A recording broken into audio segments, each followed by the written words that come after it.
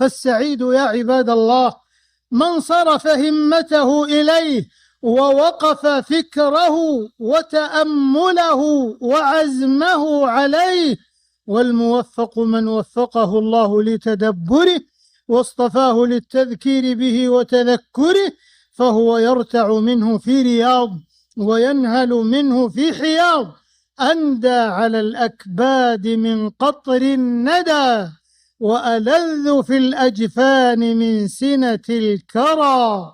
معاشر المسلمين، وفي هذا العصر الزاخر بالصراعات المادية والاجتماعية والظواهر السلوكية والأخلاقية والمفاهيم المنتكسة حيال الشريعة الربانية، لا بد من الفيئة إلى هدايات القرآن وآدابه، ففيه حقائق التربية الفاضلة وأسس المدنية الخالدة. ولذلك كانت سنة رسول الله صلى الله عليه وسلم وهديه كثرة موعظة الناس بالقرآن، بل كان كثيرا ما يخطب الناس به، فذكر بالقرآن من يخاف وعيد.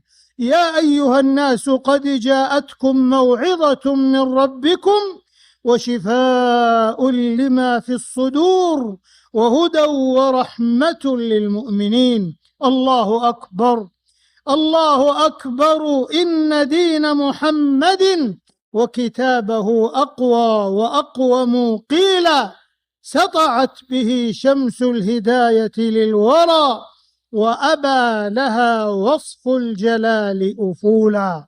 إخوة الإسلام، وتلك وقفة مع أعظم سورة في القرآن، سورة يكررها المسلم في صلاة الفريضة فقط 17 مرة، ولا تقبل صلاته إلا بها.